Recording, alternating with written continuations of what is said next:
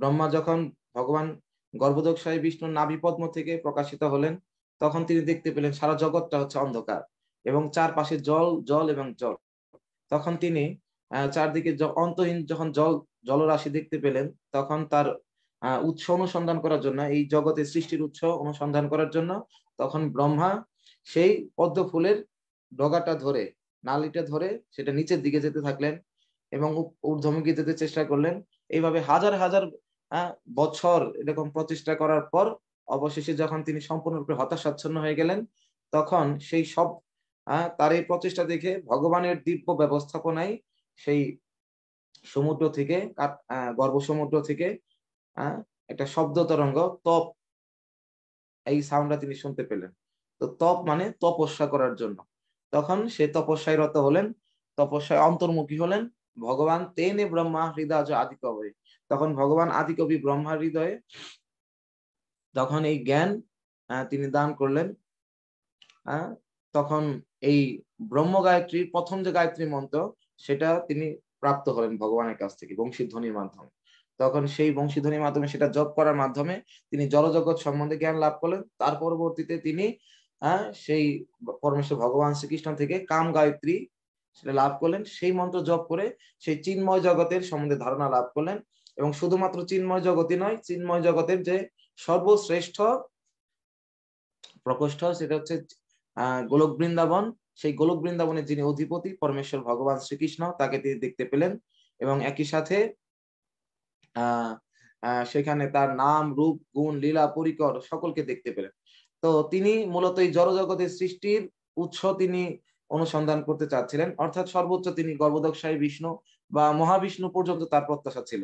কিন্তু তিনি দেখতে পেলেন যে গর্ভোদকশায়ী বিষ্ণুর যিনি উৎস, কামোদকশায়ী বিষ্ণু তারও যিনি উৎস মহাবিষ্ণু, আহ মহাসংকর্ষণ তার যিনি উৎস বলরাম, সেই বলরামেরও যিনি উৎস, যিনি সমস্ত অবতারের উৎস, স্বয়ং ভগবান অনাদির আদি গোবিন্দ সর্বকারণের পরম কারণ, তাকে তিনি দেখতে পেলেন। তো একে দেখে তিনি অত্যন্ত আনন্দে তার স্তব স্তুতি করতে লাগলেন। সেটাই হচ্ছে ব্রহ্ম সংহিতা। আর সেই ব্রহ্ম সংহিতা আমরা কি করে পেলাম? আজ থেকে 500 বছর পূর্বে শ্রী চৈতন্য মহাপ্রভু যখন উড়িষ্যা থেকে কেরল, কেরল যখন গেলেন দক্ষিণাবর্তে, সেই সেই সেখান থেকে তিনি দেখতে পেলেন পয়স্বিনী নদীতে স্নান করে আদিকেশব ভগবান দর্শন করলেন। সেই বিশাল বড় বিষ্ণু বিগ্রহ, 3টা দ্বারে সেই বিষ্ণু বিগ্রহ দর্শন করতে হয়।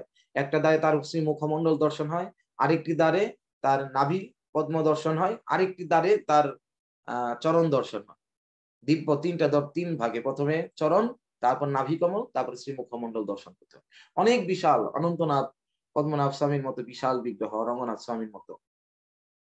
তো সেখানে দর্শন করে ভগবান সেখান থেকে যখন, আগে আমাদের বর্তমান মন্দিরগুলো শুধুমাত্র ভগবানের বিগ্রহতেই পূর্ণ, কিন্তু আগে মন্দির মানে শুধু পূজা অর্চনার স্থান ছিল না, সেখানে আধ্যাত্মিক শিক্ষা লাভের কেন্দ্র ছিল। তো সেখানে বিশাল এক লাইব্রেরি ছিল। সেই লাইব্রেরির পাশে, গ্রন্থাগারের পাশে শ্রী চৈতন্য মহাপ্রভু এই মহা প্রাচীন একটি গ্রন্থ ব্রহ্ম সংহিতা তিনি সেখানে পেলেন। সেই ব্রহ্ম সংহিতা পেয়ে মহাপ্রভু, যদিও তার 100টি অধ্যায় ছিল, কিন্তু তার মধ্যে একটি অধ্যায়, প্রায় সমস্ত অধ্যায়গুলো নষ্ট হয়ে গেছিল, হারিয়ে গিয়েছিল, কিন্তু একটি অধ্যায়, পঞ্চম অধ্যায় তিনি সুরক্ষিতভাবে পেলেন। সেটা পেয়ে মহাপ্রভু এত আনন্দিত হলেন যে তিনি আনন্দে তার অশ্রু অশ্রু বয়ে যাচ্ছিল এবং সারা অষ্টসাত্ত্বিক বিকার দেখা যাচ্ছিল তার মধ্যে। সারা শরীর কম্পিত হচ্ছিল, স্তম্ভিত হয়ে গেছিলেন, এত আনন্দিত, এত পুলকিত হয়ে গেছিলেন, এত স্তম্ভিত, তার শরীরে ঘর্ম নিঃসরণ হচ্ছিল। মহাপ্রভু এত আনন্দে, অন্তহীন আনন্দে তিনি বিহবল হয়ে তখন তিনি হরিনাম হরিধ্বনি করছিলেন। তাহলে আমরা চিন্তা করতে পারি যে এই ব্রহ্ম সংহিতা, এই গ্রন্থটি কতখানি গুরুত্বপূর্ণ। আজকে এই শ্লোকগুলি লাভ করার জন্য ব্রহ্মাকে শত শত হাজার হাজার কোটি বৎসর পিতামহ ব্রহ্মাকে তপস্যা করতে হয়েছিল। কত গুরুত্বপূর্ণ এই শ্লোক, এই জ্ঞান কত উন্নত, কত মূল্যবান হলে, কত রহস্যাবৃত হলে এই জ্ঞান লাভ করার জন্য আমাকে আপনাকে নয়, স্বয়ং পিতামহ, সৃষ্টির প্রথম সৃষ্ট জীব পিতামহ ব্রহ্মাকে হাজার হাজার কোটি কোটি বৎসর তাকে তপস্যা করতে হয়েছিল। অবশেষে এই জ্ঞানটা লাভ করেছিলেন। তো আজকে পিতামহ ব্রহ্মাকে এই জ্ঞান লাভ করার জন্য এত তপস্যা করতে হয়েছে, কিন্তু আজকে আমরা বিনা তপস্যায় শ্রী চৈতন্য মহাপ্রভু, ছিল জীব গোস্বামীপাদ, ছিল ভক্তি বিনোদ ঠাকুর প্রথম এই গ্রন্থটি টিকার রামানন্দ রায় থেকে, সেই গ্রন্থটি মহাপ্রভু এই গ্রন্থটি দান করেন রামানন্দ রায়কে। রামানন্দ রায়ের এই গ্রন্থটি ছিল জীব গোস্বামীপাদ প্রথম সংস্কৃত টিকা দান করেন, সেটা পরবর্তীতে বাংলাতে আবার সেটাকে ব্যাখ্যা দান করেন শ্রী সচ্চিদানন্দ ছিল ভক্তি বিনোদ ঠাকুর, এবং তার পরবর্তীতে ছিল ছিল ভক্তি সিদ্ধান্ত সরস্বতী ঠাকুর সেই গ্রন্থকে সেই টিকাকে একটা গ্রন্থরূপে শ্রী ব্রহ্ম সংহিতা সে নামে প্রকাশিত করেন, যেটাই আজকে আমাদের কাছে সুলভ হয়েছে এই মহা দুর্লভ বস্তুটি। তাই এই গ্রন্থটি এই গ্রন্থের প্রত্যেকটা শ্লোক কত গুরুত্বপূর্ণ হলে স্বয়ং মহাপ্রভু এটা পেয়ে আনন্দে তিনি ক্রন্দন করেছেন। তিনি স্তম্ভিত, তার মধ্যে শ্বেত কম্প পুলক এই গদগদ আদি ভাব এটা প্রকাশিত হয়েছে। কিন্তু আমাদের মধ্যে আজকে এই ব্রহ্ম সংহিতা শ্লোক পেয়ে আমরা কতখানি আজকে আনন্দিত, এটা আমাদের সেটা বিবেচ্য বিষয়। আমরা আজকে এটার জন্য কতখানি আগ্রহ প্রকাশ করছি, এটা শোনার জন্য, এটা বোঝার জন্য আজকে আমরা কতখানি প্রস্তুত, এটা হচ্ছে বিচার্য বিষয়। তো যদি যেরকমটা মহাপ্রভু বা ব্রহ্মারে এসেছিল, তার তো যদি কোটি কোটি ভাগের এক ভাগও যদি আমাদের মধ্যে সেই আগ্রহ সেই শ্রদ্ধা জন্মায়, তাহলেই আমরা ব্রহ্ম সংহিতার প্রকৃত অর্থ আমরা কিছুটা অর্থ উপলব্ধি করতে পারবো, আর আমাদের কৃষ্ণের প্রতি আমাদের অনুরাগ আমাদের বৃদ্ধি পাবে। হরে কৃষ্ণ। তো ব্রহ্ম সংহিতার প্রথম শ্লোকে ব্রহ্মাজি আসলে প্রকৃতপক্ষে ভগবত তত্ত্ব তিনি বর্ণনা করেছেন। প্রথম শ্লোক আমার সাথে সকলে উচ্চারণ করুন, আমি সকলকে অনুরোধ করব এই শ্লোকটি আগামী ক্লাসে আপনারা শিখে আসবেন। এই শ্লোকটা যেন আমাদের ব্রহ্ম সংহিতা ক্লাস পাঠের মতো না হয়ে যায়, যাতে এখান থেকে আমরা কিছুটা অর্জন করতে পারি। আজকে শিল প্রভুপাদ তার এমন কোনো গ্রন্থ নেই যে গ্রন্থে এই ব্রহ্ম সংহিতা থেকে শ্লোক কোট করেননি, এমন কোনো গ্রন্থ নেই। তার মানে প্রত্যেকটা প্রভুপাদের প্রায় প্রভুপাদের হাজার হাজার লেকচারে এই ব্রহ্ম সংহিতা থেকে প্রভুপাদ শ্লোক কোটেশন করেছেন। কেন এই ব্রহ্ম সংহিতার ইউনিকনেসটা কি? কেননা যত মায়াবাদী আছে এই ভারতবর্ষ জুড়ে, সারা পৃথিবী জুড়ে মায়াবাদী, নির্বিশেষবাদী, শূন্যবাদী, এরা কি করেছে, এই ভগবত গীতা থেকে শুরু করে সমস্ত বেদ বেদান্ত সমস্ত কিছুর উপর তারা মায়াবাদ ভাষ্য, বিভ্রান্তিকর ভাষ্য তারা সৃষ্টি করেছে। কিন্তু একমাত্র এই ব্রহ্ম সংহিতায় একটা গ্রন্থ, যার উপর আদি শঙ্করাচার্য থেকে শুরু করে কেউই কোনো প্রকার ভাষ্য সৃষ্টি করতে পারেনি, কোনো প্রকার মায়াবাদ ভাষ্য সৃষ্টি করতে পারেনি। তার জন্য শিল প্রভুপাদ যখন মায়াবাদীদের বিপরীতে যখন তিনি আলোচনা করতেন, এই একটি মাত্র গ্রন্থ এই ব্রহ্ম সংহিতা, যাকে নিয়ে শিল প্রভুপাদ সগর্বে দীপ্ত কণ্ঠে তিনি তর্ক করতেন এবং তাদেরকে তাদের যুক্তি খণ্ডন করতেন। তাই আমরা শিল প্রভুপাদের যারা অনুগামী, যারা আসলে আমরা ভগবানের এই বাণী প্রচার করতে ইচ্ছুক, তাদেরকে অবশ্যই ব্রহ্ম সংহিতা অনেক গুরুত্ব সহকারে পড়তে হবে এবং প্রত্যেকটা শ্লোক আমাদেরকে জানতে হবে, এতে করে এই শ্লোক জানার মাধ্যমে আমাদের কি হবে, শ্লোক মুখস্থ করার গুরুত্ব কি শিল প্রভুপাদ বলেছেন বৈষ্ণব শ্লোকাবলী গ্রন্থের প্রথম পৃষ্ঠায় হবে। যদি আমরা শ্লোক মুখস্থ করি, এই উত্তম শ্লোকের দ্বারা আমাদের প্রত্যেকটা চেতনা, প্রত্যেকের কোষগুলো আমাদের শুদ্ধ হয়ে যাবে, বিশুদ্ধ হয়ে যাবে। আর যেহেতু মৃত্যুর সময় সমস্ত স্মৃতি আমাদের হারিয়ে যাবে, কিন্তু সমস্ত এই জাগতিক জ্ঞান হারিয়ে যাবে, কিন্তু এই শ্লোকটা যেহেতু চিন্ময়, তাই মৃত্যুর সময়টা হারাবে না, শিল প্রভুপাদ বলেছেন। প্রভুপাদ আরো উদাহরণ দিয়েছেন গজেন্দ্র উপাখ্যানে, তাৎপর্য শিল প্রভুপাদ বলেছেন গজেন্দ্র মুখ্য লীলায়, যে এই ইন্দ্রদুম্ন মহারাজ অভিশপ্ত হওয়ার পর তিনি গজেন্দ্র হাতির দেহ লাভ করেছেন, সমস্ত কিছু ভুলে গেলেও কিন্তু শিল প্রভুপাদ সেই হাতি গত জন্মে সেই যে স্তুতি মুখস্থ করেছেন সেটা তিনি ভুলেননি। তার জন্য তিনি এই অন্তিম সময়ে, এই বিপদের সময়ে তিনি গজেন্দ্র ভগবানের প্রতি এত সুন্দর শ্লোক আবৃত্তি করেছেন, যা শুনে ভগবান প্রীত হয়ে তাকে উদ্ধার করেছিলেন। তো সেই জন্য শ্লোক আবৃত্তি করা, এটা শেখা, এটা খুব গুরুত্বপূর্ণ। আমরা শ্লোক শিখলে এই উত্তম শ্লোকের দ্বারা বন্দিত ভগবান তার ভক্তদের এই উত্তম শ্লোকের দ্বারা মুগ্ধ হয়ে যান। আমাদের প্রার্থনা ভগবান নাও শুনতে পারেন, কিন্তু আমরা যদি এই শ্লোকগুলো আমরা উচ্চারণ করি ভগবানের সামনে গিয়ে, ভগবান আমাদের প্রতি অত্যন্ত কৃপাপরায়ণ হবেন। তিনি আমাদেরকে কৃপা আশীর্বাদ দান করবেন। তো সেই জন্য এটা প্রচারের জন্য, ব্যক্তিগতভাবে ভগবানের শ্রী বিগ্রহের সামনে এটা স্তুতি করার জন্য, এবং কি অন্তিম সময়ে যাতে সমস্ত জ্ঞান হারিয়ে গেলেও এই জ্ঞানটা আমাদের মস্তিষ্ক থেকে হারাবে না, কারণ এটা চিন্ময় জ্ঞান। তো এটা মৃত্যুর সময় যাতে আমরা স্মরণ করতে পারি, সমস্ত দিক দিয়ে এই শ্লোকগুলা শেখাটা খুব গুরুত্বপূর্ণ। মহাপ্রভু কতখানি গুরুত্বপূর্ণ হলে, মহাপ্রভু আমাদের কোনো প্রকার শাস্ত্র তিনি দিয়ে যাননি, শুধু হরিনাম দিয়েছেন, আর হরিনাম কিভাবে করতে হবে তার জন্য শিক্ষাষ্টক 8টা শ্লোক দিয়েছেন। কিন্তু কতখানি গুরুত্বপূর্ণ হলে মহাপ্রভু সেই দক্ষিণ ভারতে এই গ্রন্থটি পেয়ে নিজ হস্তে সেটা লিখে নিয়ে আসে, আমাদেরকে অর্পণ করে। মহাপ্রভু যে গ্রন্থটি নিজ হস্তে লিখে এনেছেন, আজকে তার অনুগামী হয়ে, আজকে আমরা যদি গৌড়ীয় বৈষ্ণব হয়ে আমরা যদি সেই গ্রন্থ আদরের সাথে না পড়ি, তত্র আদর না পড়ো, এর থেকে আদরের আর বস্তু কি হতে পারে? আজকে যদি সেই গ্রন্থটা যদি আমরা না পড়ি, তাহলে এর থেকে আর দুঃখজনক কি হতে পারে? শিল প্রভুপাদ বলেছেন, আমার গুরু মহারাজ এই গ্রন্থটি রচনা করেছেন তার ভক্তি জীবনের সর্বশ্রেষ্ঠ, ইন হিজ এক্সাল্টেড প্ল্যাটফর্ম, তার ভক্তি জীবনের সর্বোচ্চ অবস্থায় তিনি এই গ্রন্থটি তিনি ব্যাখ্যা দান করেছেন 100 কোটি নাম জপ করার পর। তাহলে কতখানি গুরুত্বপূর্ণ হলে ভক্তি সিদ্ধান্ত সরস্বতী ঠাকুর 100 কোটি নাম জপ করার পর এই গ্রন্থটি তিনি আমাদেরকে দান করেছেন। তো এটার গুরুত্ব বুঝে আমাদেরকে এই ক্লাসটা শ্রবণ করা উচিত, এবং প্রত্যেকটা শ্লোক আমাদের পরমারাধ্য গুরু মহারাজ শ্রীশ্রীমৎ ভক্তিচরণ স্বামী গুরু মহারাজ বলেছেন, সমস্ত বেদের সার হচ্ছে, এটা ছিল প্রভুপাদ কোটেশনে বলেছেন, গর্গমুনিকের সঙ্গে লেটারে বলেছেন, সমস্ত বেদের সার হচ্ছে বেদান্ত সূত্র, সেই বেদান্ত সূত্রের ভাষ্য হচ্ছে, সার হচ্ছে শ্রীমৎ ভাগবত, আর সেই শ্রীমৎ ভাগবতের সারাতি সার হচ্ছে এই ব্রহ্ম সংহিতা, যেখানে সম্বন্ধ, অবিধেয়, প্রয়োজন 3টা খুব স্পষ্ট ভাবে বলা হয়েছে।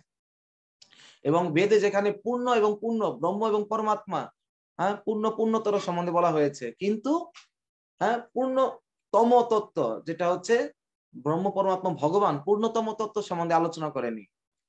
অর্থাৎ ব্রহ্ম হচ্ছে সৎ, পরমাত্মা হচ্ছে চিৎ, কিন্তু ভগবান হচ্ছেন সৎ, চিৎ, আনন্দ, তিনটাই। কিন্তু সেটা যেহেতু আলোচনা হয়নি, তাই এই বেদ পড়ে কেউই কোন আত্মা, আমাদের আত্মা হচ্ছে সচ্চিদানন্দময়, 3টা বস্তু অনুসন্ধান করছে, তাই বেদ পড়ে কেউ তৃপ্ত হতে পারবে। এবং বেদের যিনি সংকলন করেছেন ব্যাসদেব, তিনি বেদ রচনা করে 4টি রচনা করে তিনি তৃপ্ত হতে পারেননি, তিনি অতৃপ্ততায় ভুগছিলেন।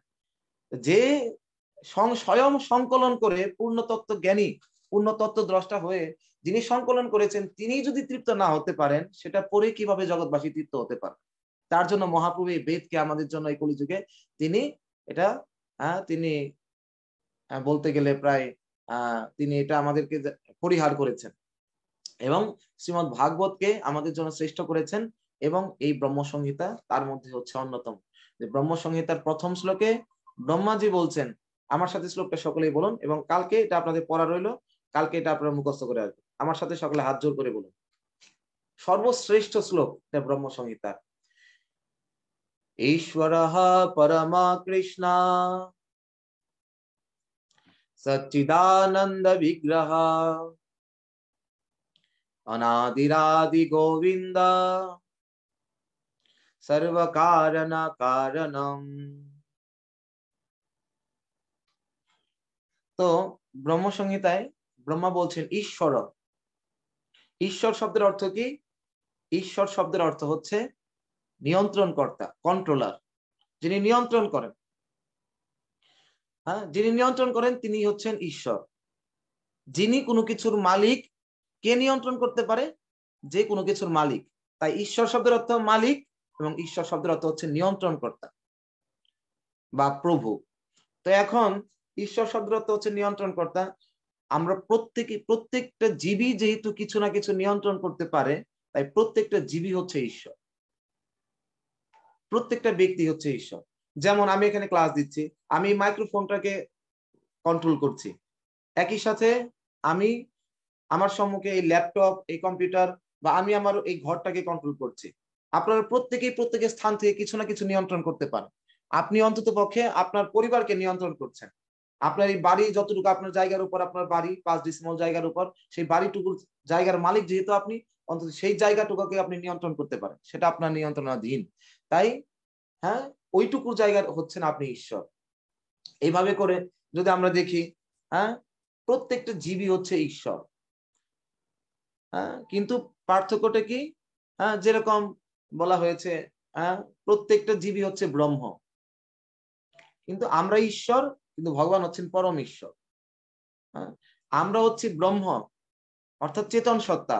বেদে বলা হয়েছে অহম ব্রহ্মাস্মি, আমি ব্রহ্ম, আমি চেতন, আমি ব্রহ্ম, কিন্তু কৃষ্ণ হচ্ছেন পরব্রহ্ম, তিনি পরব্রহ্ম। হ্যাঁ, ভগবান, আমরা হচ্ছে তার অংশ, আর ভগবান হচ্ছেন পূর্ণ পূর্ণ ব্রহ্ম, আমরা হচ্ছে অংশ ব্রহ্ম, আমরা অনু, তিনি হচ্ছেন বিভু। ভগবান ভগবত গীতায় 15 অধ্যায় 7 নম্বর শ্লোকে বলেছেন, মামই অংশ জীবলোকে জীবভূত সনাতন, মাম এব অংশ। ভগবান বলেছেন এই সমস্ত জীবেরা হচ্ছেন, এই সনাতন জীবেরা হচ্ছে আমার কি, এরা হচ্ছে আমার অংশ, মাম এব অংশ, আমারই অংশ। হ্যাঁ, তো সেই জন্য তো ভগবান যদি চেতন হন, ভগবান যদি পরব্রহ্ম হন, তাহলে তার অংশ আমরাও ব্রহ্ম। ঠিক যেমন শিল প্রভুপাদ উদাহরণ দিয়েছেন, বিশাল সমুদ্রের জলরাশিতে যে জলের মধ্যে যে বৈশিষ্ট্য আছে, এক বিন্দু জলের মধ্যে সেই একই বৈশিষ্ট্য বিদ্যমান।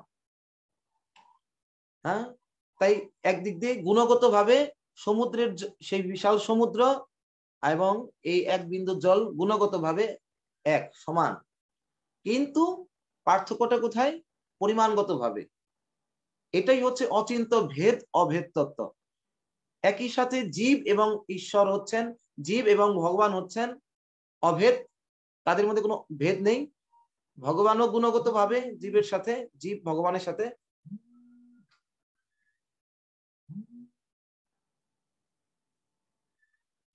গুণগত ভাবে জীব ভগবানের সাথে সমান, কিন্তু হ্যাঁ, কিন্তু পরিমাণগত ভাবে আমরা হচ্ছে, সেটা হচ্ছে বিশাল সমুদ্র, আর আমরা হচ্ছে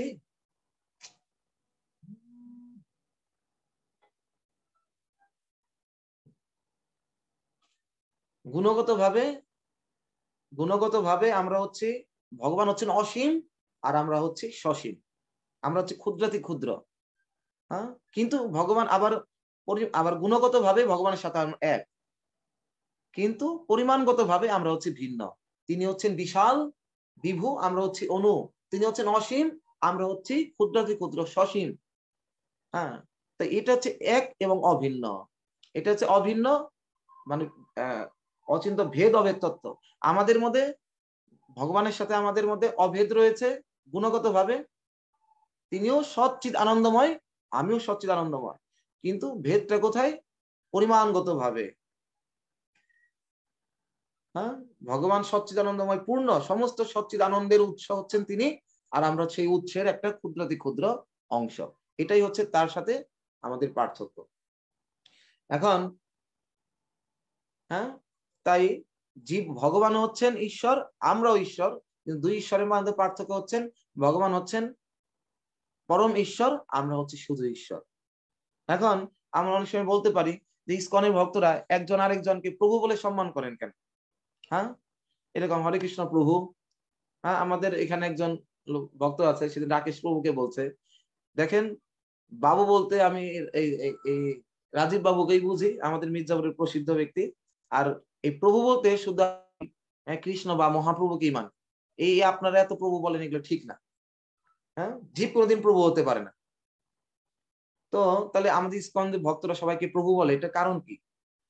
দেখুন শ্রী চৈতন্য চরিতামৃতে মহাপ্রভু বলেছেন যে কি, উত্তম হইয়া বৈষ্ণব হবে নিরভিমান, জীবে সম্মান দিবে জানি কৃষ্ণ অধিষ্ঠান। যদিও বৈষ্ণব সর্বগুণে গুণান্বিত হবে, কিন্তু অন্যকে তিনি সম্মান করবে। কেন সম্মান করবে? তার থেকে অধপতিত, তার থেকে কম গুণ সম্পন্ন ব্যক্তিদেরকেও সে সম্মান করবে। কেন? অধিষ্ঠান, কেন? তার মধ্যে কৃষ্ণ বিরাজমান, কৃষ্ণ তার মধ্যে বিরাজমান, তার জন্য সে কি করবেন, ওই জীবকে তিনি সম্মান করবে। কি রূপে? তার মধ্যে কৃষ্ণ অবস্থান করছেন, পরম, হ্যাঁ, পরম প্রভু, পরম ব্রহ্ম তার মধ্যে অপেক্ষা করছে। আর তিনি কে? তিনি হচ্ছেন অংশ। যেহেতু অংশ, যদি কৃষ্ণ যদি পরম প্রভু হয়, মহাপ্রভু বা পরম প্রভু হয়, তাহলে তার অংশ, সেও তো প্রভু হবে। এর মাধ্যমে তাকে সম্মান দেওয়ার জন্য, এটা হচ্ছে ভগবান তার মধ্যে অধিষ্ঠান করছে, তার জন্য তাকে সম্মান করা হচ্ছে প্রভু বলে। আর প্রকৃতপক্ষে এই প্রভু বলার মাধ্যমে তাকে কিন্তু হ্যাঁ ভগবান বলা হচ্ছে না। যদি কোনো জায়গায় বলা হয় যে সে হচ্ছে ভাইস প্রেসিডেন্ট, তার মানে বুঝতে হবে তার উপরে আরেকজন আছে।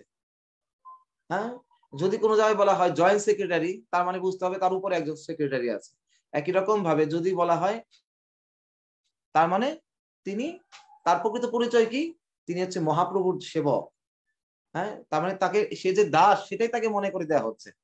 এখন আমরা নিজেরা বলছি আমি আমি প্রভু না প্রভু না, কিন্তু আমি দাসত্ব করছি কার? আমি নিজের দাসত্ব করছি, নিজে প্রভু সাচ্ছি। আর এই প্রভু বলার মাধ্যমে প্রকৃতপক্ষে তাকে কি মনে করে দেওয়া হচ্ছে? আপনি প্রভু। কার? কেন? কারণ আপনি মহাপ্রভুর দাস বলে একেতেই তার স্বরূপ মনে করে দেওয়া হচ্ছে, এবং যেহেতু তার মধ্যে ভগবান অধিষ্ঠান করছে, যেহেতু সে ভগবানের অংশ, হ্যাঁ হ্যাঁ, তাই অংশকে সম্মান করার মাধ্যমে পূর্ণকে সম্মান করা হচ্ছে প্রভু বলার মাধ্যমে। একটা ইংরেজিতে কথা বলে যে যদি আমাকে ভালোবাসতে চাও তাহলে আমার কুকুরের সেবা করো, বা কুকুরকে ভালোবাসো, আমার পোষ্যকে ভালোবাসা। তো সেই জন্য এটা হচ্ছে ভগবানের প্রতি সর্বোচ্চ, প্রভু বলার মাধ্যমে প্রভুর প্রতি সম্মান করা। এই হচ্ছে ভেদ এবং অভেদ তত্ত্ব। তো আমরাও ঈশ্বর, প্রত্যেকটা জীবী হচ্ছে ঈশ্বর, ভগবানও ঈশ্বর, প্রত্যেকটা দেবতাও ঈশ্বর। কিন্তু এই ঈশ্বরের মধ্যে পার্থক্য কি? আমরাও ঈশ্বর, দেবতাও ঈশ্বর, ভগবানও ঈশ্বর, কিন্তু সব ঈশ্বর এক না। এই আমরা অভেদটা বুঝতে পারলাম, এখন ভেদটা বুঝতে হবে। গুণগত আমরা অভেদ বুঝতে পারলাম, কিন্তু ভেদটা বুঝতে হবে। কিছু লোক আছে এর ভেদ বুঝতে পারে, আহ ভেদ বুঝতে পারে, অভেদ বুঝতে পারে না। আবার কেউ আছে অভেদ বুঝতে পারে কিন্তু ভেদ বুঝতে পারে না। যারা বুঝে শুধু ভগবান আর আমরা অভেদ, তারা হচ্ছে নির্বিশেষবাদী, বলে ভগবান আমিও ব্রহ্মাস্মি, আমিও ভগবান, তার জন্য আলাদা করে ভগবানকে মানে, এটাও যেমন বিশুদ্ধ। আবার ভেদ, শুধু ভেদ দর্শন করে, অভেদ দর্শন করে না। তারা ভাবে আমি আমি ভগবান না, আমি ভগবান থেকে আলাদা, কিন্তু তারা মনে করে আমি ভগবান থেকে আলাদা, আমি ভগবানের মতো না, তারা ভগবান থেকে আলাদা মনে করে। তাই দুইটাই হচ্ছে ত্রুটিপূর্ণ। একমাত্র নির্ভুল সিদ্ধান্ত হচ্ছে ভেদ অভেদ। আমরা গুণগত ভাবে এক এবং পরিমাণগত ভাবে পার্থক্য, আমাদের অভেদ ভেদ রয়েছে ভগবানের সাথে। যেমন আমি একটা একটা জায়গা দিয়ে উদাহরণ দিই। আমি এই এই গৃহের মালিক, এই ভূমির মালিক হচ্ছে আমি। যদি আমি এই ভূমির মালিক হই, তাহলে আমি সাপোজ আমি 10 ডিসিমল জায়গার মালিক, তাহলে আমি কতটুকু জায়গার ঈশ্বর, নিয়ন্ত্রণ কর্তা? এই 10 ডিসিমল জায়গার। কিন্তু আমাদের যিনি ওয়ার্ডের, এই ওয়ার্ডের যে ওয়ার্ড কাউন্সিলর, তিনি এই সমগ্র ওয়ার্ডের মধ্যে যদি 100টা বাড়ি থাকে, তাহলে সে, বা 1000টা বাড়ি থাকে, সে 1000টা বাড়ির হচ্ছে নিয়ন্ত্রক। তার মানে 1000টা বাড়ি করে 10 ডিসিমল করে বাড়ি থাকলে, তার মানে দ্যাট মিনস তিনি 10,000 ডিসিমল জায়গার নিয়ন্ত্রক, যিনি ওয়ার্ড কাউন্সিলর। তার উপরে কে আছে? মেয়র। মেয়র হচ্ছে কি এরকম 10,000, 1,00,000 বাড়ির মালিক ধরলাম, বা 50,000 বাড়ির মালিক ধরলাম। তার 50,000কে 10 ডিসিমল দিয়ে গুণ করলে 5,00,000। তার মানে মেয়র হচ্ছে 5,00,000 ডিসিমল জায়গার ঈশ্বর, তার নিয়ন্ত্রণাধীন।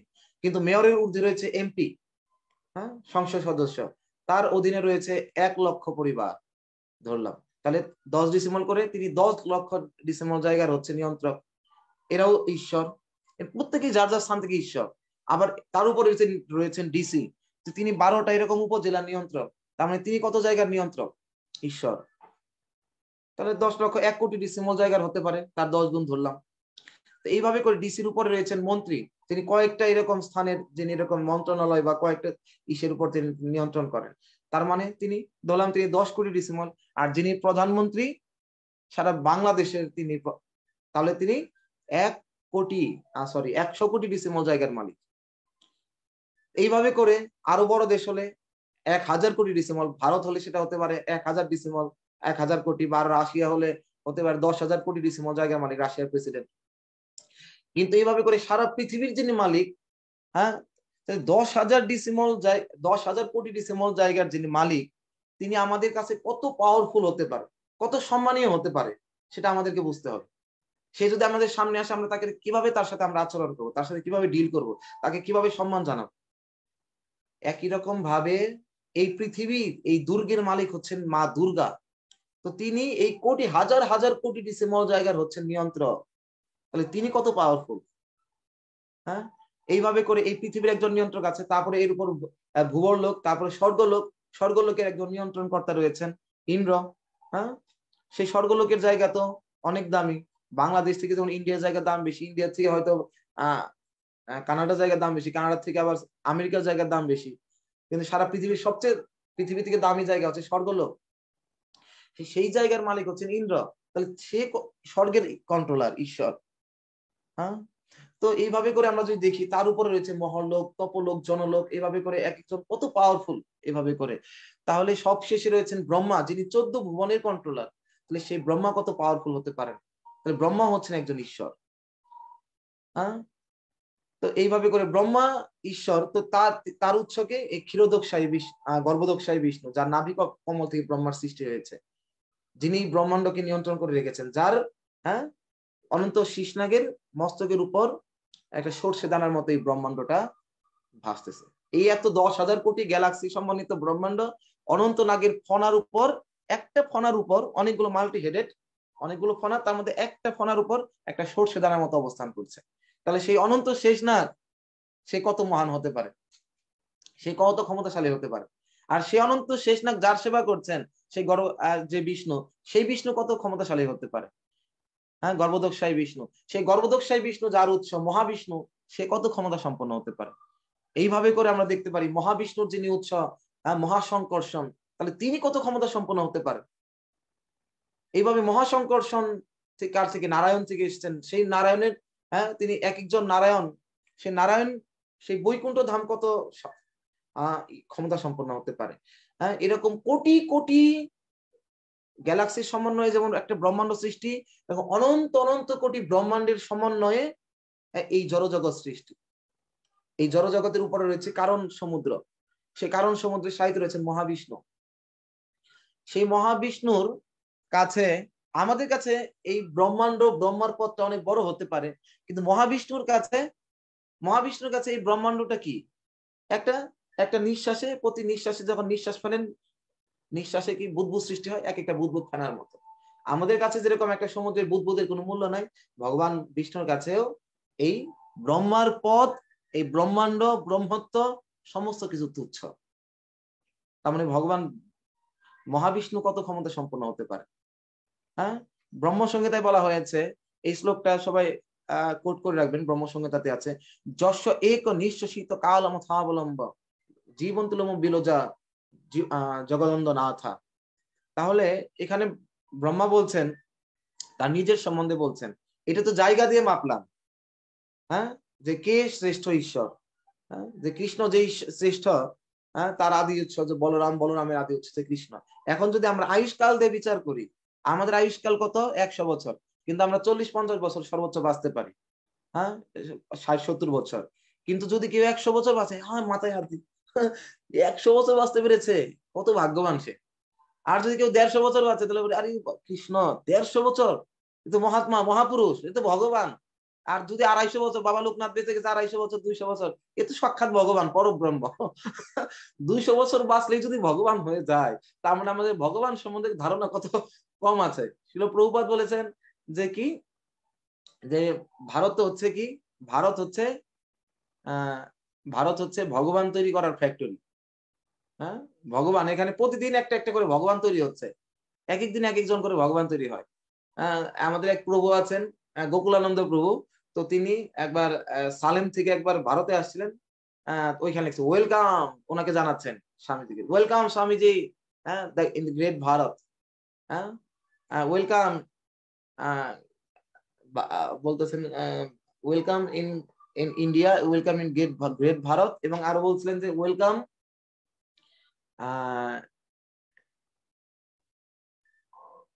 Great Bharat and welcome in gods Bharat. বিভিন্ন গড, বিভিন্ন মানে বিভিন্ন ভগবানের রাজ্যে, এরকম বোঝাচ্ছে না, আমার সঠিক মনে পড়ছে না, এই বিভিন্ন ভগবানের রাজ্যে আপনাকে আপনাকে স্বাগতম জানায়।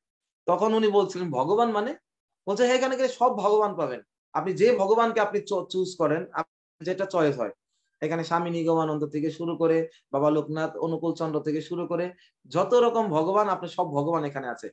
হ্যাঁ, আপনার যাকে চয়েস হয় আপনি এখানে ভগবান চয়েস করতে পারেন। তো প্রভু বলছিলেন যে ভগবান চয়েস করার অপশন আছে নাকি? হ্যাঁ, বলছে ঠিক যেরকম আমাদের পিতা মাতাকে আমরা চয়েস করতে পারি না, চুজ করতে পারি না, যে আমার পিতা হবে, আমার মাতা হবে। যদি বলে কোন পিতাটা আপনার লাগবে, তার মানে যখন বলা হয় কোন পিতা আপনার লাগবে, তার মানে একটাও আমার পিতা না, সব নকল পিতা। যখন বলা হচ্ছে কোনটা ভগবান আপনার লাগবে, তার মানে একটাও ভগবান না, সব নকল ভগবান।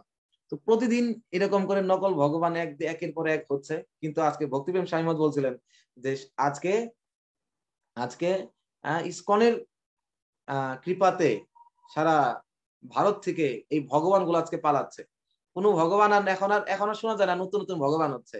রাম রহিম থেকে শুরু করে যত ভগবান সব তো ইসকন আজকে শাস্ত্রকে এরকম উন্মোচন করে দিয়েছে, হ্যাঁ, যার জন্য কোনো ভগবান আর এরকম পাখা গজে দাঁড়াতে পারছে না, কেউ বলতে পারছে না আমি ভগবান। যখনই ভগবান বলতে যায় তখনই সেরকম করে ধরা পড়ছে, জেলের হাজতের ভিতরে ঢুকে দিচ্ছে।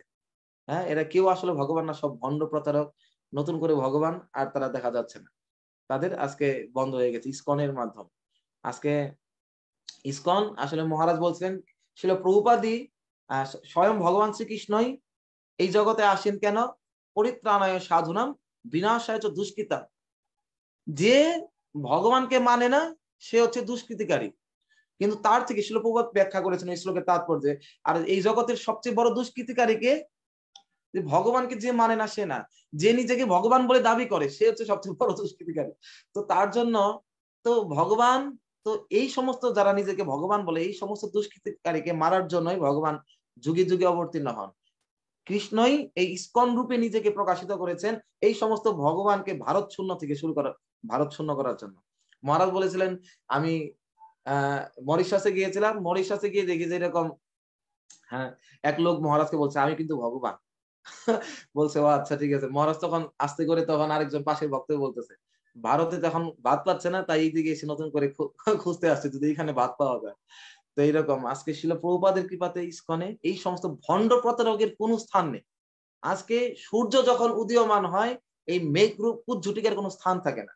এই শিল প্রভুপাদ আজকে এই শাস্ত্র রূপ সূর্যকে তিনি প্রকাশিত করে এই তথাগত ভণ্ড প্রতারকদেরকে তিনি ই করে দিয়েছেন। আজকে এই যে ভারতবর্ষ হাজার হাজার বছর ধরে যে নির্বিশেষ শূন্যবাদ, এই নিরাকারবাদ মায়াবাদের দ্বারা আজকে কবলে কবলে কবলগ্রস্ত ছিল, এইখান থেকে ছিল প্রভুপাদ আজকে নির্বিশেষ শূন্যবাদী, এই নির্বিশেষবাদ শূন্যবাদ থেকে ভারত ভূমিকে মুক্ত করেছেন, সমূলে উৎপাটিত করেছেন এই ব্রহ্ম সংহিতার মতো গ্রন্থ দিয়ে। আজকে এই শ্লোকে ভগবানের সংজ্ঞা কি, এই শ্লোকে ব্রহ্মা বলছেন যে ব্রহ্মা ভগবান শব্দের অর্থ কি। সর্বপ্রথম এই ব্রহ্মাই এটা বলে দিয়েছেন যে প্রকৃতপক্ষে ভগবান কে, পরম ঈশ্বরকে। এই জগতে সকলেই ঈশ্বর, শাস্ত্র বলছে সবাই ঈশ্বর। অহম, যেখানে যদি শিব পুরাণ পড়ি শিব সেখানে ঈশ্বর, যদি ইন্দ্র পুরাণ পড়ি দেবী ভাগবত পড়ি তখন দেবী দুর্গা ঈশ্বর, যে যেটা পড়ে গণেশের ই পড়লে তখন গণেশ ঈশ্বর। মানুষ বিভ্রান্ত হয়ে যাচ্ছে, বহু শাস্ত্রে বহু বাক্যে চিত্তে ভ্রম হয়, ইহা হইতে শ্রেষ্ঠ সাধন না হয় নিশ্চয়। বহু শাস্ত্র পড়ে আমাদের চিত্তে ভ্রম হয়ে যাচ্ছে, বিভ্রান্ত হয়ে যাচ্ছে, আসলে কে ভগবান, প্রকৃত ভগবানের সংজ্ঞা কি কেউ বুঝতে পারছে না।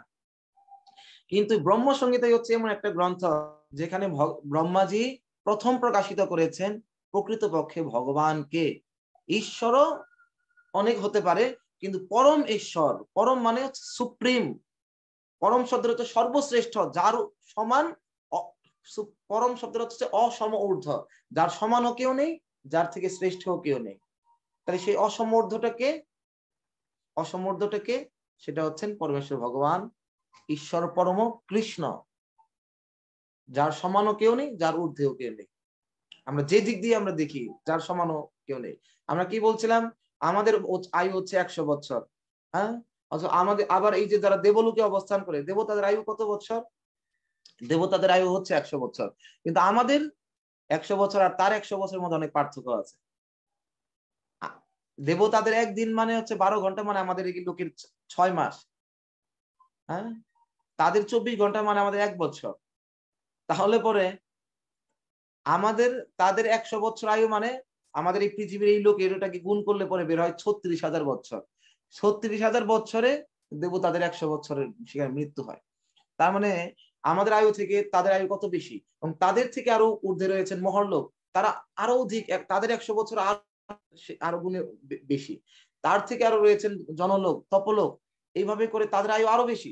এইভাবে করে সত্যলোকে ব্রহ্মার আয়ুষ্কাল কত, তারও 100 বছর, তার 100 বছর আর আমাদের 100 বছর এক না।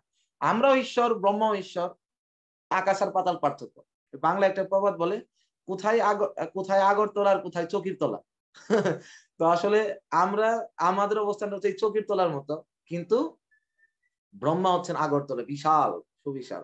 একই রকম ব্রহ্মার আয়ু 100 বছর মানে কি, ব্রহ্মার 12 ঘন্টা, ব্রহ্মার 12 ঘন্টা মানে হচ্ছে এই সত্য ত্রেতা দাপর কলি 4টা যুগ যদি 1000 বার আবর্তিত হয় তাহলে ব্রহ্মার 12 ঘন্টা হবে। কলিযুগের আয়ুষ্কাল 4,32,000 বছর, ত্রেতা যুগের আয়ুষ্কাল হচ্ছে 8,64,000 বছর, দাপর যুগের ত্রেতা যুগের আয়ুষ্কাল হচ্ছে 12,96,000 বছর এবং সত্য যুগের আয়ুষ্কাল হচ্ছে 17,28,000 বছর। 4 যুগকে একত্র করলে হয় 43,20,000 বছর। এই 4 যুগ যদি 1000 বার আবর্তিত হয়, যে সময়কাল অর্থাৎ 43,20,000কে 1000 দিয়ে গুণ করলে হয় কত? 432 কোটি বছর। সেই 432 কোটি বছরে ব্রহ্মার 12 ঘন্টা, আবার 432 বছরে ব্রহ্মার 1 রাত, অর্থাৎ 864 কোটি বছরে ব্রহ্মার 1 দিন রাত্রি, 864 কোটি বছরে। তাহলে কি আমরা কল্পনা করতে পারি যে ব্রহ্মার আয়ু কত? এই ব্রহ্মার 1 দিনের মধ্যে, শুধুমাত্র ব্রহ্মার 1 দিনের মধ্যে আমাদের এই 12 ঘন্টার মধ্যে এই সত্য ত্রেতা দাপর কলি এরকম 1000 বার ঘুরে যাবে। আমরা আমাদের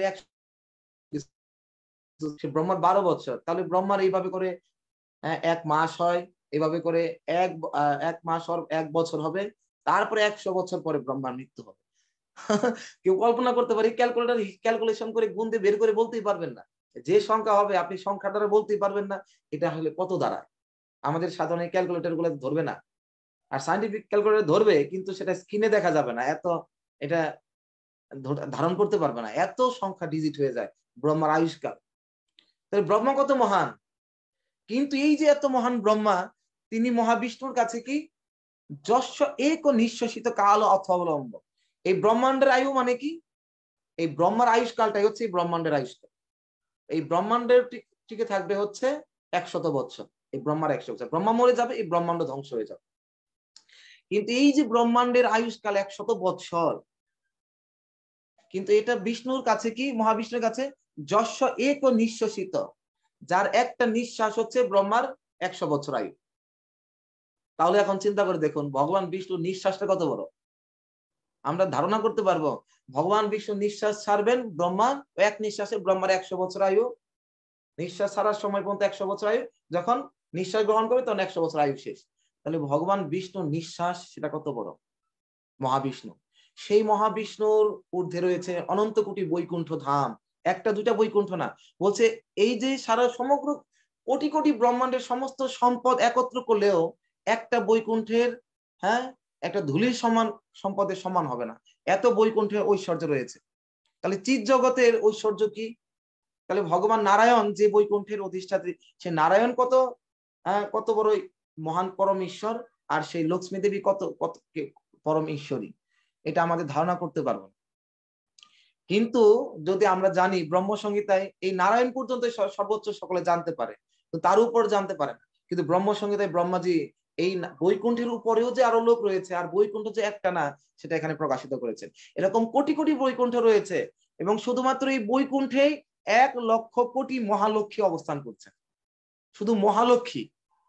এরপরে তো আরো লক্ষ্মী রয়েছে, ধনলক্ষ্মী, এরকম বিভিন্ন লক্ষ্মীর ক্যাটাগরি রয়েছে, শুধুমাত্র মহালক্ষ্মী রয়েছেন 1,00,000 কোটি।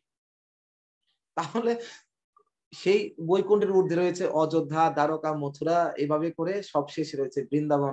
সেই বৃন্দাবন যে যার উৎস হচ্ছেন পরমেশ্বর ভগবান শ্রীকৃষ্ণ স্বয়ং, তো তিনি হচ্ছেন পরম ঈশ্বর, ঈশ্বর পরম কৃষ্ণ। এই যে আজকে কৃষ্ণকে ঈশ্বর রূপে জানা, এটা এত সহজ সাধ্য ব্যাপার না, যেটা আমরা এক কথায় জেনে যাচ্ছি পরমেশ্বরকে কৃষ্ণ, কিন্তু এটা এত সহজে জানা যায় না। শাস্ত্রে বলা হয়েছে বেদেশু দুর্লভম অদুর্লভম আত্মভক্ত। এই যে কৃষ্ণ, এই যে পরমেশ্বর ভগবান, এটা আজকে ব্রহ্মার এত তপস্যার কারণে, পিতামহ ব্রহ্মা শ্রী চৈতন্য মহাপ্রভুর কৃপার ফলে আমরা আজকে জানতে পেরেছি। কিন্তু কৃষ্ণই যে পরমেশ্বর ভগবান, এটা বেদ অধ্যয়ন করেও কেউ জানতে পারে না। বেদেশু দুর্লভম, কৃষ্ণ যে ভগবান এটা বেদেও, এটা পড়েও কেউ বুঝতে পারে না। বেদেও এটা দুর্লভ, এটা লুকিয়ে আছে। বেদৈশ্চ সর্বই অহমেব বেদ্য, এই বেদ পাঠের প্রকৃত উদ্দেশ্য হচ্ছে আমাকে জানা। বেদান্ত কৃত, আমি বেদের রচয়িতা এবং আমি বেদের জ্ঞাতব্য বিষয়। সমস্ত বেদ পড়ার উদ্দেশ্য আমাকে জানা। সমস্ত বেদ পড়ে যদি কেউ আমাকে না জানতে পারে তাহলে বেদ পাঠ তার বৃথা। কিন্তু মুহ্যন্তি সুরায়াহা, সমস্ত দেবতা, বড় বড় মুনি ঋষিগণ, তারা এই বেদ পড়ে বেদের প্রকৃত অর্থ যে ভগবানকে জানা সেটা তারা জানতেই পারে না। এই বেদের জামিমাম পুষ্পিতাম বাক্য, বেদের পুষ্পিত বাক্যের দ্বারা, সকাম কর্মের বাক্যের দ্বারা তারা আকৃষ্ট হয়ে আসলে বেদের প্রকৃত জ্ঞাতব্য বিষয় যে পরমেশ্বর ভগবানকে জানা, তারা ততদূর পৌঁছাতেই পারে। যেখানে পন্থাস্ত শতকোটি বৎসর সম্প্রাগম্য বায়ুর থাপি মনস মুনিপুঙ্গ বানাম, শ্রেষ্ঠ শ্রেষ্ঠ মুনিপুঙ্গ মানে শ্রেষ্ঠ শ্রেষ্ঠ মুনি ঋষি, নরপুঙ্গব মানে শ্রেষ্ঠ নর, নরোত্তম, আর মণিপুঙ্গব মানে শ্রেষ্ঠ শ্রেষ্ঠ মুনি ঋষিরা, যারা সিদ্ধ যোগী, সিদ্ধি লাভ করার পরেও শতকোটি বৎসর ধরে তারা পর্যন্ত যে ভগবান, এটা যে কৃষ্ণ, এই যে পরমেশ্বর ভগবান, সেটা তারা জানতে পারে না। আমরা কি এরকম সিদ্ধ যোগী? হ্যাঁ, আমরা কি মনে করি আমাদের নিজেদের সিদ্ধ যোগী? কারা কারা মনে করে নিজেদের সিদ্ধ যোগী? হ্যাঁ, আমরা সিদ্ধ যোগী হতে পারি না, আমরা সিদ্ধ ভোগী হতে পারি, সিদ্ধ যোগী আমরা হতে পারি না। এই শীতের মাঘ মাসে, পৌষ মাসের মধ্যে যদি বলে 4টার দিকে এই নদীর ঠান্ডা জলে স্নান করতে হবে, দেখা যাবে যোগীর অবস্থা কোথায় যায়। গিজার না থাকলে পরে সেদিন মঙ্গলারতি করা কঠিন হয়ে যায়, গরম জল না করলে সেটা অবস্থা খারাপ হয়ে যায়। আমরা কিসের যোগী? আমরা ভোগী। কিন্তু শ্রেষ্ঠ শ্রেষ্ঠ যোগীরা যারা আগুনের মধ্যে ধ্যান করেছেন, বরফের মধ্যে, হিমালয়ের মধ্যে -20, 30, 40 ডিগ্রি সেলসিয়াসের মধ্যে যারা ধ্যান করেছেন শত কোটি বছর, 1 বছর 2 বছর না, শত কোটি বছর ধ্যান করেও যে ভগবানকে জানতে পারে না, আমরা কি করে সেই ভগবান কৃষ্ণকে জানতে পারবো? ভগবদ্গীতায় অনেক জায়গায় বলা হয়েছে, হ্যাঁ, যে মনুষ্য নাম সহস্র কশ্চিৎ যততি সিদ্ধ হয়ে যত তামপি সিদ্ধ নাম তো কশ্চিৎ মাম ব্যক্তি তত্ত্বত। লক্ষ লক্ষ কোটি কোটি মানুষের মধ্যে 2-1 জন আমাকে জানার চেষ্টা করে, এই যারাও জানার চেষ্টা করে, তা এরকম কোটি কোটি জানার প্রচেষ্টাকারী ব্যক্তিদের মধ্যে কেউ 2-1 জন কদাচিৎ একজন জ্ঞানী হয়, কোটি কোটি জ্ঞানীদের মধ্যে একজন মুক্ত হয়, আর এই কোটি কোটি মুক্তর মধ্যেও দুর্লভ এক কৃষ্ণ ভক্ত। এই যারা মুক্তি নামপি সর্বেষাম, কোটি কোটি মুক্তিকামীদের মধ্যে থেকেও, হ্যাঁ, 1 জন কি 2 জন কৃষ্ণকে জানতে পারে, এরকম দুর্লভ, স্বমহাত্মা সুদুর্লভ, এরকম তাদেরকে ভগবান মহাত্মা বলেছেন, এবং সেটা হচ্ছে অত্যন্ত দুর্লভ তাদেরকে পাওয়া। আমরা কি সেই মহাত্মা? না, এটা ব্রহ্মাজির কৃপায়, পরমেশ্বর শ্রী চৈতন্য মহাপ্রভুর কৃপাতে, পূর্বতন আচার্যদের কৃপাতে আজকে আমরা কৃষ্ণ যে পরমেশ্বর ভগবান এটা জানতে পেরেছি। তো সেই জন্য আমাদের কৃষ্ণ তত্ত্বটা আমাদের উপলব্ধি করা খুবই গুরুত্বপূর্ণ। হ্যাঁ, কৃষ্ণ ভগবান এটা জানলে কি আমাদের হয়ে গেল? যদি বললো যে এই হচ্ছেন শেখ হাসিনা, একটা মহিলা আসছে শেখ হাসিনা, বলছে এই হচ্ছে শেখ হাসিনা, ইনি হচ্ছেন বাংলাদেশের প্রধানমন্ত্রী। ও আচ্ছা, উনি বাংলাদেশের প্রধানমন্ত্রী, আমার সামনে এসে দাঁড়িয়ে আছে, আমি বললাম ও আচ্ছা আপনি প্রধানমন্ত্রী, আচ্ছা ঠিক আছে, আবার একদিন দেখা হবে, টাটা। এরকম যদি আমরা বলি, এটা কি তার মানে বুঝতে পারলাম এই প্রধানমন্ত্রী কিনা? প্রধানমন্ত্রী, তার মানে আমার মধ্যে আচরণটা কি আসবে? সারা বাংলাদেশকে নিয়ন্ত্রণ করেন, তার মানে আমি তার প্রতি বিনীত শ্রদ্ধায় আসবো। কৃষ্ণ অনন্ত অখিল বিশ্ব ব্রহ্মাণ্ডের নাথ, তো তার প্রতি যার যৎসাজ্ঞায় ভ্রমতি সমৃদ্ধি কালচক্র, যার আজ্ঞায় অনন্ত বিশ্ব ব্রহ্মাণ্ডে কালচক্র পরিচালিত হয়, তো তাহলে আমাদের কি সেই উপলব্ধি আছে? সেই কৃষ্ণের শ্রী বিগ্রহের সামনে আসলে পরে কি আমাদের সেই ভাবটা মনে হয়? কৃষ্ণের আইন আদেশকে কি আমরা সেইভাবে পালন করি? যেরকমটা বাংলাদেশ সরকারের আইনকে দেখে ভয় পাই, পুলিশকে দেখে যেরকম ভয় পাই, সেরকম ভয় তো আমরা কৃষ্ণকে পাই না। তার মানে কৃষ্ণকে আমরা পুলিশের থেকেও ছোট ভাবছি। কৃষ্ণ সম্বন্ধে জ্ঞান, পুলিশকে দেখেও আমাদের যে ভয় কাজ করে, কৃষ্ণকে দেখেও সে ভয় কাজ করে। তার মানে আমাদের দারোগা পুলিশ থেকেও আমরা কৃষ্ণকে অনেক কম ক্ষমতা সম্পন্ন ভাবে। তো সেই জন্য ছিল বিশ্বনাথ চক্রবর্তী ঠাকুর মাধুর্য কান্দমিনীতে বলেছেন, প্রত্যেকটা ভক্তকে অবশ্যই কৃষ্ণের বিভূতি, বৈভব, ঐশ্বর্য সম্বন্ধে জানতে হবে, তার মহানুভবতা সম্বন্ধে জানতে হবে, তাহলেই শ্রদ্ধাতে কৃষ্ণের প্রতি মাথা নোয়াতে হবে। কিন্তু আমরা সেই তা কৃষ্ণের বৈভব না জেনে কৃষ্ণের মাধুর্যের প্রতি আকৃষ্ট হয়ে তার প্রতি আমরা ধাবিত হই। এর জন্য তার পরিণামে কি হয়? আমরা রাসলীলা, বাল্যলীলা, এই অনেক কীর্তন, লীলা কীর্তন শুনতে পছন্দ করি, অথচ কৃষ্ণকেই আমরা যে পরমেশ্বর ভগবান তা না জানার কারণে আমরা অনেক সময় মানুষের সাথে তুলনা করি, এ হচ্ছে রাধা, এ হচ্ছে কৃষ্ণ, অপরাধ করে ফেলি, আমাদের সাথে তুলনা করি। হ্যাঁ, রাধা কৃষ্ণের এই প্রেমকে আমাদের মতো জাগতিক নোংরা তুচ্ছ, হ্যাঁ, এরকম নোংরামের সাথে তুলনা করে ফেলি, কারণ কৃষ্ণের স্বরূপটা আমরা বুঝতে পারি না। তো আগে আমাদের কৃষ্ণের স্বরূপটা বোঝা প্রয়োজন, আগে আত্মস্বরূপ, আত্মজ্ঞান, তারপরে ভগবত তত্ত্ব জ্ঞান বোঝা প্রয়োজন, তারপরে কৃষ্ণের প্রতি আমাদের আমাদের স্বাভাবিক স্পন্টেনিয়াস অ্যাট্রাকশন আমাদের কাজ করবে, স্বতঃস্ফূর্ত আকর্ষণ কৃষ্ণের প্রতি কাজ করবে। এই ব্রহ্মসংহিতায় প্রতি শ্লোকে শ্লোকে এটা কৃষ্ণ কি বারবার কৃষ্ণের বর্ণনা দিয়ে বলছে, হে কৃষ্ণ গোবিন্দ আদি পুরুষম তমহম ভজামি, আমি আপনার ভজনা করি, বারবার ভজনা করি।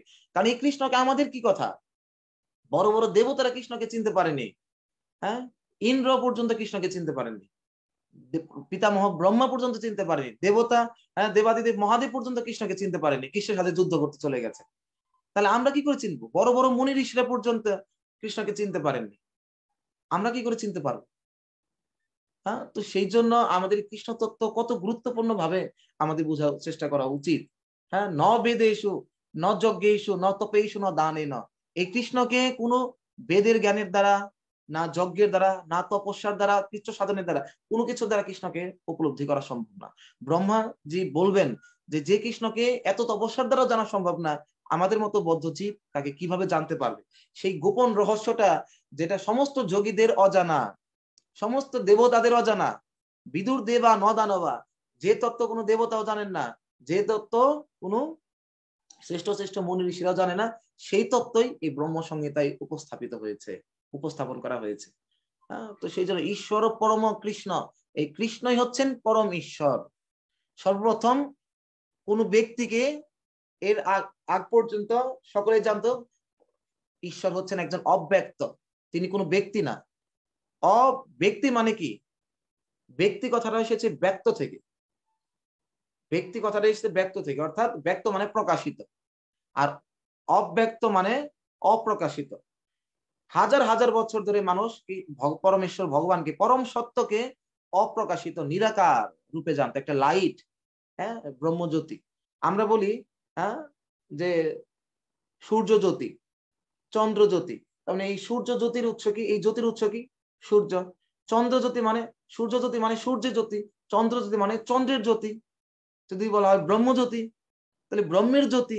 তার মানে এই জ্যোতিটা ব্রহ্ম না, এই জ্যোতির উৎস হচ্ছেন ব্রহ্ম, পরব্রহ্ম। সেই প্রশ্নের উত্তর তারা দিতে পারে না।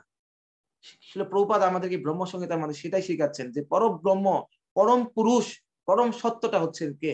সেটা হচ্ছেন কৃষ্ণ। তিনি সেটা উন্মোচন করে দিয়েছেন, ঈশ্বর পরম কৃষ্ণ। আচ্ছা, এখন কৃষ্ণ পরমেশ্বর ভগবান জানতে পারলাম, এখন তিনি কেমন? তার কি কোনো রূপ আছে, না তিনি নিরাকার? তখন তিনি ব্যাখ্যা দিচ্ছেন সচ্চিদ আনন্দময় গ্রহ। তিনি কেমন? তিনি সচ্চিদ আনন্দময়, তিনি হচ্ছেন সৎ চিদ আনন্দময়, সচ্চিদ আনন্দ বিগ্রহ। তার রূপ আছে, বিগ্রহ রূপ আছে, কিন্তু সেটা কেমন? সচ্চিদ আনন্দময়। আমাদের রূপ আছে আর ভগবানের রূপ আছে, কিন্তু আমাদের রূপ আর ভগবানের রূপের মধ্যে এরকম বিভিন্ন ধর্মাবলম্বী বা বিভিন্ন পণ্ডিতেরা, দার্শনিকেরা বলেন আমাদের সাথে ভগবানের যদি মিল থাকে তাহলে সে ভগবান হলো কি করে, সে শ্রেষ্ঠ হলেন কি করে? হ্যাঁ, আমাদের রূপ আছে তার মানে তার রূপ থাকা যাবে না। একবার আমি মাওলানা ভাসানীতে এরকম ক্লাস দিচ্ছিলাম, কোর্স দিচ্ছিলাম, ভগবান সাকার না নিরাকার। তো এক ছেলে হাত তুলে বলছে যে যদি ভগবান হচ্ছেন সর্বশ্রেষ্ঠ, আমাদের সাথে যদি তার কোনো মিল থাকে তাহলে সে শ্রেষ্ঠ হতে পারেন।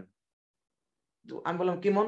তো উনি বললো, ও বললো যে যেমন আমরা হচ্ছি, আমার অল্প জ্ঞানী, তিনি পরম জ্ঞানী, আমাদের সাথে তার মিল থাকা যাবে না। আমরা হচ্ছি, আমাদের রোগ ব্যাধি আছে, তিনি হচ্ছেন ব্যাধিহীন। আমরা হচ্ছি মৃত্যুময়, তিনি হচ্ছেন মৃত্যুহীন। আমরা অজ্ঞানময়, তিনি অজ্ঞানতা থেকে মুক্ত, পরম জ্ঞানী।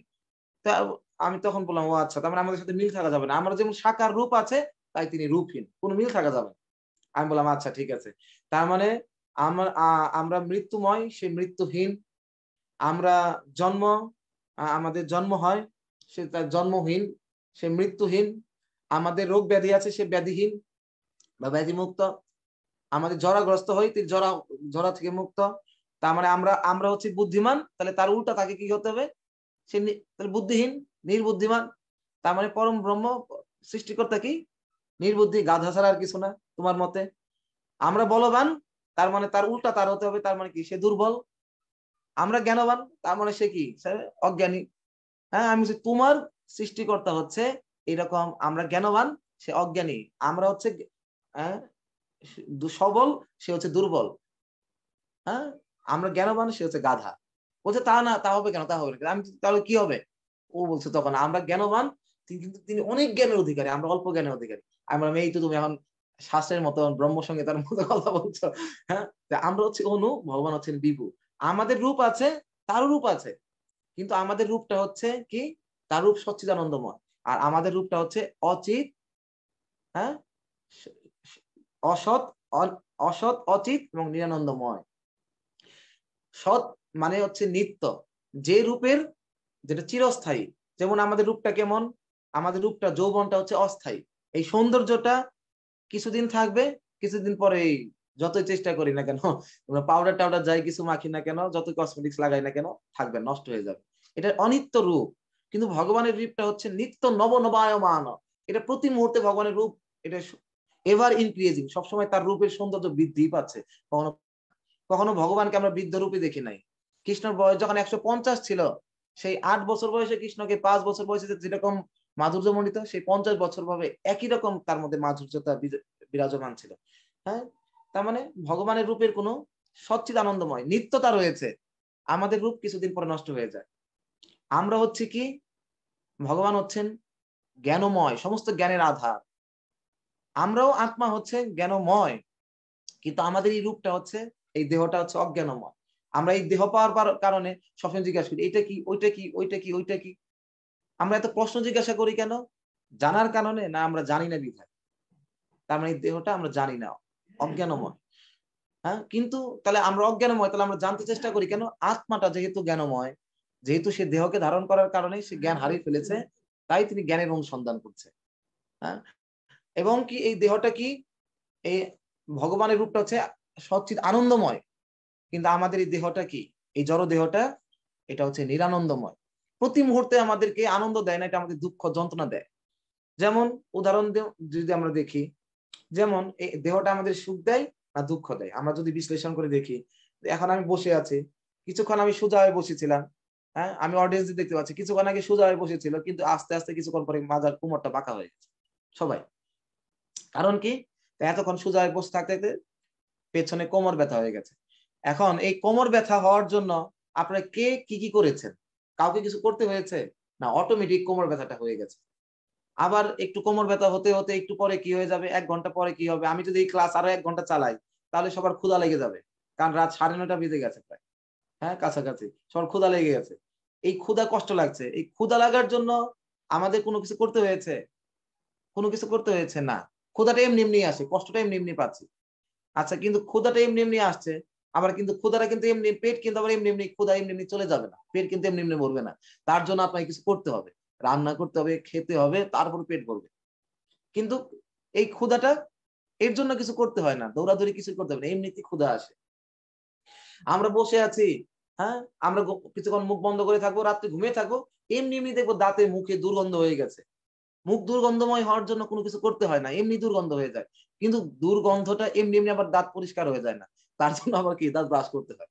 এমনি এমনি চুলগুলো বড় হয়ে, বড় বড় হয়ে যাবে, দাড়ি টাড়ি বড় হয়ে যাবে, বৃষ্টি দেখা যাবে, কিন্তু এমনি এমনি আবার কিন্তু আমার ক্লিন হয়ে যাবে না। তার জন্য নিজেকে শেভ করতে হবে। আনন্দ পাওয়ার জন্য কত কিছু চেঞ্জ, পরিবর্তন করতে হচ্ছে, কিন্তু কষ্ট, বডি প্রতি মুহূর্তে কষ্ট দেওয়ার জন্য। এই ডায়াবেটিক্স, প্রেশার, এগুলো হওয়ার জন্য কিছু করতে হয় না, এমনিতেই রোগগুলো আসে, কিন্তু এমনিতেই রোগগুলো চলে যায় না। তার জন্য এই ট্যাবলেট, ওই ট্যাবলেট, ওই দৌড়াদৌড়ি করতে হবে, ডাক্তার দেখাতে হবে। তার মানে বডি স্বাভাবিকভাবে আমাদেরকে কি দিচ্ছে? দুঃখ, যন্ত্রণা, নিরানন্দ দিচ্ছে। হ্যাঁ, বডি আমাদের সুখ দেয় না। তো এইভাবে করে আমরা দেখতে পারি এই দেহটা হচ্ছে সৎ চিত আনন্দময়, ভগবানের দেহটা কিন্তু আমার নিরানন্দময়, কিন্তু ভগবানের দেহটা হচ্ছে জ্ঞানময়। হ্যাঁ, তো এই ভগবানের রূপ সৎ চিত আনন্দময়। তো আমি আসলে এই শ্লোকটাকে কালকেও আমাকে আবার বলতে হবে, আসলে আজকে টাইম অনেকটা ক্রস করে ফেলেছি। হ্যাঁ, সচ্চিদ আনন্দময়, এবং তিনি হচ্ছেন অনাদির আদি গোবিন্দ, সর্ব কারণ কারণ। হ্যাঁ, তো আসলে পরের লাইনে ব্যাখ্যা দিতে গেলে আরো আধা ঘন্টা সময় লাগবে। আজকের মতো এখানে ক্লাস রাখি। আমি বলছিলাম আসলে এই এই টোটালি আসলে ডিটেইলস, আজকে যদিও যান্ত্রিক সমস্যা হচ্ছিল, কারেন্ট চলে গিয়েছিল, তার জন্য শুরু করতে সমস্যা হলো। তো আমরা এর বিকল্প ব্যবস্থা রাখতে হবে, যদি কারেন্ট চলে যায় তারপরে আমরা কি করা যায় আমি দেখি, তার ক্লাসটা কিভাবে কন্টিনিউ করা যায়। তো আমি আপনাদের আজকের উপস্থিতি খুবই ভালো লাগছে, প্রায় 31 জন, হ্যাঁ, উপস্থিত 32 জনের মতো উপস্থিত ছিল। অনাদির আদি গোবিন্দ, সর্ব কারণ কারণ। আজকে ভগবানের ডেফিনেশনের অর্ধেক জানলাম, আর বাদ বাকি অর্ধেকটুকু, হ্যাঁ, এই অর্ধেক সহ কালকের অর্ধেক, বাদ বাকি টুকু, কালকের টুকু আরো আরো ইন্টারেস্টিং। কালকের টপিকটা হচ্ছে অনাদির আদি গোবিন্দ সর্ব কারণ কারণম। আমি প্রশ্নটা আপনাদের সবার কাছে রইলো, কালকে যদি একজন যদি উত্তর দিতে চান দিতে পারেন, কালকে এই বিষয়টা নিয়ে আলোচনা হবে। আমরা জানি বেশিরভাগ মানুষ এই প্রশ্নটা করে যে আপনারা কৃষ্ণের ভজনা কেন করেন, কৃষ্ণের ভজনা করার যুক্তিটা কি? যেমন কৃষ্ণ যদি মনে করেন কৃষ্ণ হচ্ছে না, তিনি দাপর যুগে এসেছেন, তাহলে কৃষ্ণের থেকে আগে এসেছেন রামচন্দ্র, তার আগে এসেছেন নারায়ণ, তাহলে কৃষ্ণের থেকে এরা তো সিনিয়র, কৃষ্ণের সিনিয়র হচ্ছে এরা, তাহলে এর ভজনা কেন করছেন না? হ্যাঁ, প্রথমত। আর যদি মনে করেন না আমরা যে যুগে আছি সেই যুগের ভগবানকে ভজনা করতে হবে, তাহলে এই যুগের ভগবানকে, এই যুগের ভগবান অবতার হচ্ছেন বুদ্ধদেব, ওটা বাদ দিলাম, তাহলে শ্রী চৈতন্য মহাপ্রভু, তো তার ভজনা করুন। তার ভজনা না করে কেন আপনারা কৃষ্ণের ভজনা করছেন?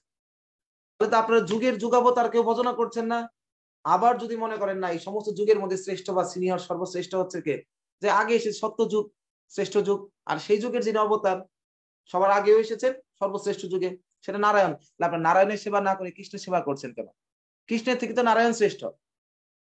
তাহলে এই প্রশ্নের উত্তরে আমরা কি দিব? কৃষ্ণ ভজনা আমরা কেন করছি? কৃষ্ণের থেকে কি রাম নারায়ণ শ্রেষ্ঠ, না রাম নারায়ণ থেকে কৃষ্ণ শ্রেষ্ঠ?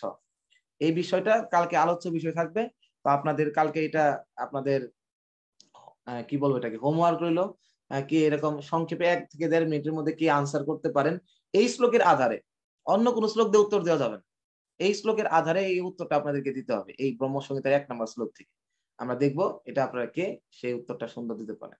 হরে কৃষ্ণ। আর আপনারা ভালো করে নোট করবেন। আজকে একটা সুন্দর একটা আইডিয়া দিলেন অপূর্ব কেশবপ্রভু, যে আমাদের এই ক্লাসগুলো আমাদের ভক্তরা নোট করছেন, সুন্দর করে নোট করছেন। তো এই নোটের ভিত্তিতে আমাদের এই সেমিনার শেষ হলে একটা কুইজ হবে আপনাদের কাছে, অনলাইন এরকম কুইজ এরকম চলে যাবে গুগল ইসের মাধ্যমে। তো সেই কুইজ কন্টেস্টে যারা জয়ী হবে প্রথম 3 জনকে বিশেষ উপহার থাকবে। হরে কৃষ্ণ। তো সেই জন্য ভালো করে নোট করবেন, আশা করি সেই ভালো অ্যাকচুয়ালি ওই প্রাইজের জন্য না হলেও, আবার প্রাইজের জন্য হলেও যদি আমরা নোট করি, হ্যাঁ, তাহলে পরে আহ আমরা অনেক বেশি উপকৃত হতে পারবো এবং আমাদের জ্ঞানটাও লাভ হবে। আমি যখন ভক্তি শাস্ত্রী করতে যাই, নিয়ে আসেন, নিয়ে আসেন। আমি যখন ভক্তি শাস্ত্রী করতে যাই তখন আমার একটা জাগতিক ইন্টেনশন ছিল যে আমাকে সবচেয়ে বেশি মার্ক পেতে হবে, আর আমাকে হাইস্ট নাম্বার পেতে হবে, রোল নাম্বার 1 হতে হবে, এরকম একটা ইন্টেনশন ছিল, যেটা জাগতিক, যেটা হওয়া উচিত না। এর জন্য আমি কি করতাম, 12 ঘন্টা 14 ঘন্টা 16 ঘন্টা এরকম করে স্টাডি করতাম, এই এত স্টাডি মায়াপুরি। তো আমার সাথে যারা ছিল বাংলাদেশ সিনিয়র সিনিয়র এক এক ডিপার্টমেন্ট হেড ব্রহ্মচারীরা ছিলেন, তো আমার ছিল জিত ছিল আমি বেশি বেশি পড়বো, আমি ফার্স্ট হতে হবে। যদিও এই চাওয়াটা বাসনাটা হচ্ছে জাগতিক, ফার্স্ট হতে হবে, কিন্তু এটা আমাকে অনেক বেশি, আমার সিনসিয়ারিটি সিরিয়াসনেস, আমার ঐকান্তিকতা অনেক বেশি বৃদ্ধি করেছিল।